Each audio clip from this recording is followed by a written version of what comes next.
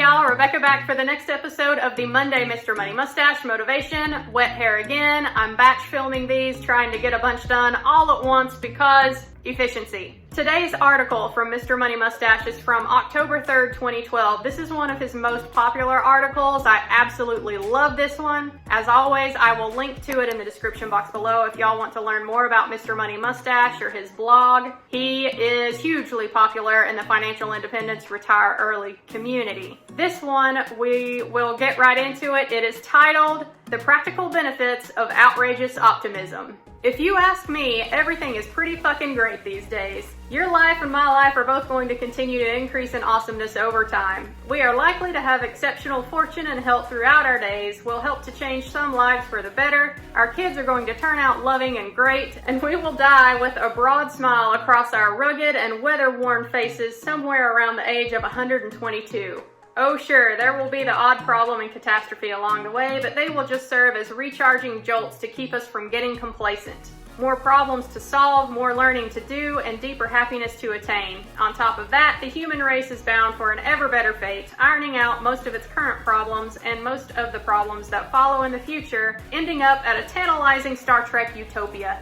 Those are pretty controversial statements to make these days, yet strangely enough, the general theme tends to become true for the few people who are crazy enough to believe it. And most of us don't believe it. In fact, many of us end up going completely the opposite way. One of the problems with being a clever and analytical person like yourself is that you become very good at seeing what might go wrong. You can see the risks inherent in any enterprise, and you might even be fond of expounding about those risks to anyone around who will listen. There are even people who make whole careers of this. Fear-mongering in general tends to make you sound smart, and fearful people get a quirky sort of reassurance by snuggling up to a fearful leader and confidently predicting the worst possible outcome. Dmitry Orlov gets a lot of attention by continuously foretelling the complete collapse of the United States. Peter Schiff focuses on financial collapse, gaining fame for correctly predicting the 2009 financial crisis, then incorrectly predicting doom ever since, as the U.S. economy has roared to record productivity in all dimensions, now one of the longest expansions in history. A favorite technique of collapse theorists is to sit at the news screen, interpreting each development as still further evidence of their theory. Oh, now the politicians are arguing. Sure sign of collapse. National debt is growing. Collapse. Oil consumption rising faster than supply. Just as I predicted, 'twas foretold, 'twas foretold. The same methods can be applied by a personal collapse theorist. Oh man, this job is stressing me out. My department is going down the shitter, and we'll be the first ones on the chopping block when the next round of layoffs come, and it'll be coming soon. And the thing is, in this economy, I need to hold on to my job because there are no other ones out there. Not in my field anyway. All this is really taking a toll on my health. I've got bad knees and back, and they really flare up when I'm stressed, so they're getting worse every day, which makes me even more stressed, which makes me even worse at my job, which makes me even more likely to get laid off, which ...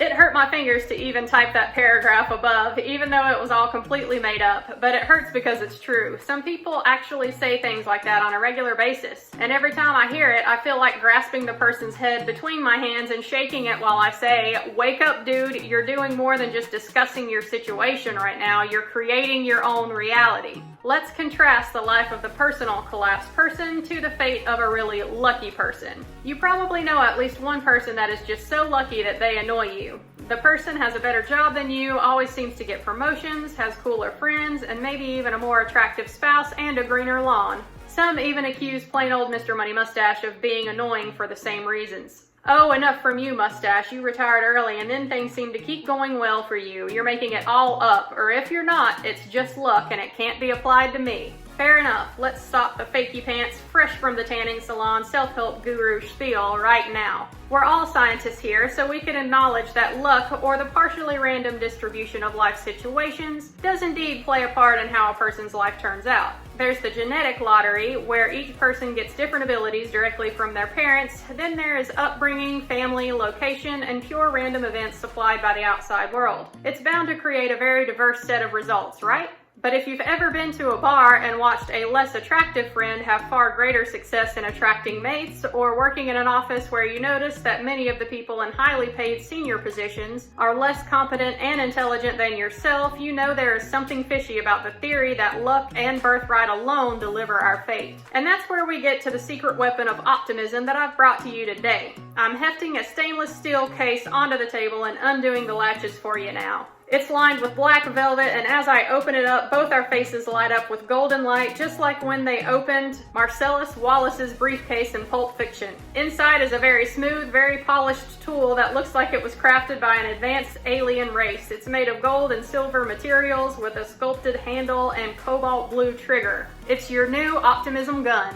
But what good is a fictional asset like an Optimism gun when we're trying to accomplish things here in the real world? The answer is a hell of a lot of good, because in this world full of humans, almost all of our reality is created in our own heads. Is money real? No, it's just a shared understanding among all of us that we agree to store value in non-tangible forms. What about gold? That's more real than money, right? No, offer a pile of gold coins and a nice chunk of meat to a dog and see which one he chooses. Fame, fortune, the respect of others, or a job as president of the United States? Just chemical patterns stored in the minds of a bunch of other humans. Even physical problems like immediately cutting human carbon emissions by 75% to reduce climate change, or eliminating poverty in all poor countries, are things that could be solved within months just by altering patterns in a bunch of human minds. And as it turns out, the human mind is exactly the target of the Optimism gun. But does it really work? I found my own gun about 21 years ago and have certainly found it effective whenever I had the courage to apply it. It has helped me get an offer for every job I have ever applied to, earn and save more money than the pessimists assumed possible, have a very nice family life, and be generally happy every day, as I'm sure you've heard more than enough. I also secretly use the Optimism gun in this blog. In fact, I'm typing this article on the Bluetooth keyboard that was supplied with the device. And I'd argue that it's working here too, evidenced by the ridiculous spread of Mustachianism to date. Because which is more likely, that a software engineer who didn't even take an English class in university just happens to be the most amazing writer in the world with the most useful financial ideas as well? Or that this blog just makes people feel good about their lives because it is much more optimistic than other writing on the topic, and this motivates them to try some new things? There are several psychological principles at work that make all of this work on a practical level. Number one, humans are automatically drawn to leaders. Most people just want to hang back with the crowd and shy away from the pressure of standing out. As soon as somebody stands on the box and picks up the conch, people start listening.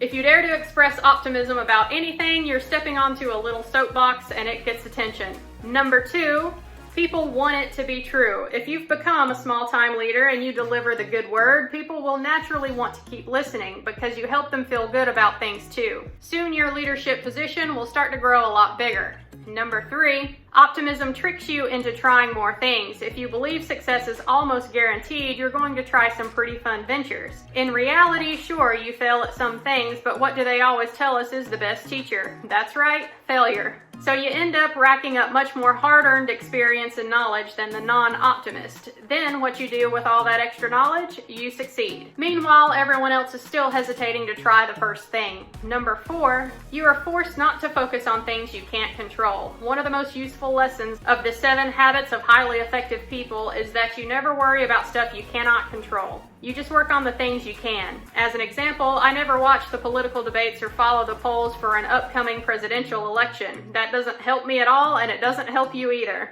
Instead, I just read the descriptions of the policies each candidate plans to put in place, evaluate those against my best guess at their long-term effects on the success of the world in general, not just based on my own situation, then send in my mail-in ballot long before election day. Then I can be optimistic because I've had my full say by voting, and I save hundreds of hours freed up to accomplish other things while the pessimists are still watching TV and worrying about the election. Number 5. Acknowledge and bow down to the placebo effect. When it comes to health and well-being, the mind controls the body way more than rational people like to admit. This isn't just a new age medicine. The very thought of taking medicine that makes people better has a statistically significant effect on the outcome of medical tests. It is so real that scientists have to adjust for it by giving people fake pills, which make them better, in order to see if the real pills do even more than the fake ones. I enjoy hacking this fact to control my own health. I have a permanent belief that I am unusually healthy and that this condition will persist forever. Even when I get sick, I look at it as a very temporary anomaly, always assuming that I'll be back to full health by the next day. It usually proves to be true. Not only am I overdosing on the placebo effect, but these assumptions lead me to do the deliberate things one would do if one were preparing for a healthy 122-year lifespan as well.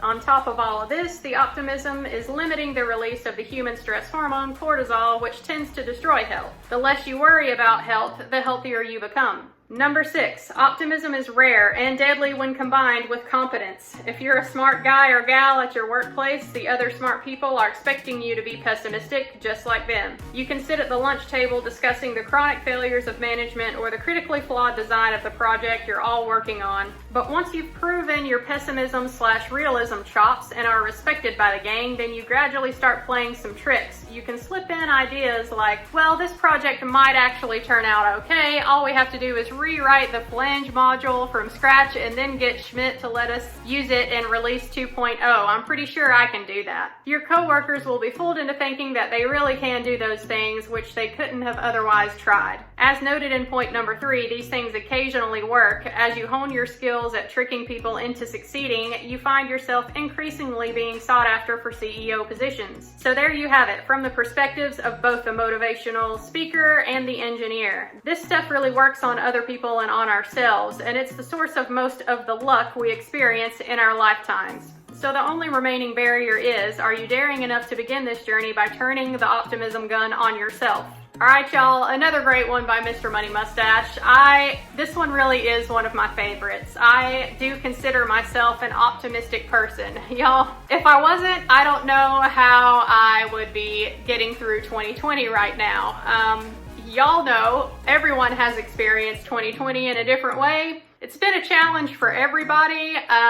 Yeah, I'm a healthcare worker. It's been a challenge with the virus going around. Also, I went through a separation this year. Yeah, things have been challenging in more than one way in my own personal life, but still, I remain optimistic about the future. And really, I think Mr. Money Mustache has some great points in this article. We focus on the things that we can control and just let the rest go. I know that it sounds kind of woo-woo, and I'm sure the comment section on this article on his website has probably just been blasted with pessimists out there, but what he says about people is true. The ones who would rather just point out all the flaws in everyone else really don't get anywhere in life. I prefer to be one of the people that tries to look for the value, look for the good in all situations, so that way I can take what I've learned and move forward. So yeah, maybe a few years down the road, people will say, oh, well, she only reached financial independence because she had a good paying job. Oh, she only reached financial independence because she chose to live in a small house that was inexpensive. She only got financial independence because she chose not to have children. People would much prefer to focus on those things rather than follow the journey and see how I actually did it. So yeah, those are some of the choices that I am making in my own life and my own career, but what are you going to do in your own life? How can you take the things that I have done and apply that to your own situation? I realize that people have different starting points in life. Some people have more privilege than others, more advantages than others. That is just life.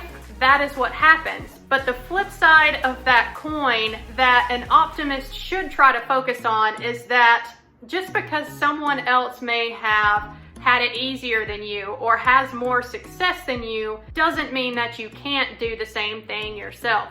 That's how an optimist would think. Pessimists would just be stuck pointing out all of the flaws and the reasons why they can't do the same thing. So there we are. That's my thoughts on it. I know Mr. Money Mustache takes a lot of heat for having his optimist views like he does. He's very much been called an ableist in the past, but if being an optimist makes you an ableist, then maybe I'm an ableist too. Who knows? Anyway, I still feel that Mr. Money Mustache brings a ton of value to the financial independence community, so I will continue to share his articles on my YouTube channel here and promote spreading the good word. So with that, I'll see y'all next Monday for the next episode of the Monday Mr. Money Mustache Motivation. Bye, y'all.